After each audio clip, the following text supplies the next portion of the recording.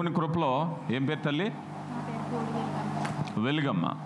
సత్యవాక కుటుంబం ద్వారా దూరదేశంలో ఉంటుండగా వాక్యం ద్వారా బలపడి యేసుక్రీస్తును సొంత రక్షకుడిగా అంగీకరించడమే కాకుండా వారి కుటుంబం అంతా కూడా రక్షణ పొందటానికి ఇదెంతో సంతోషకరమైన విషయం.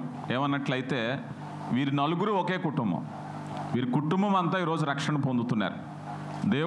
దేవుని వాక్యము ఎంత చక్కగా పనిచేస్తుందంటే వీరి ద్వారా వీరి కుటుంబం ఎటొచ్చి ఆ సహోదరు బాధపడేది తన భర్త గురించే. మరి దేవుని కృపను బట్టి త్వరలో వారు కూడా రక్షణ పొందుతారు. మరి చాలా నేనైతే నా వరకు నేను పరిచర్యలో నాకు దేవుడిచ్చే ఫలాలు ఇదే. ఒక సువార్థికుడికి తను చేసే పరిచర్యలో ఫలం ఏంటంటే డబ్బా, హోదా, స్టేటస్ కాదు.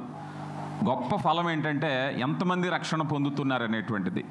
మరి ఆ బిడ్డ నా జీవితకాలంలో ఇదే మొదటిసారి చూడటం.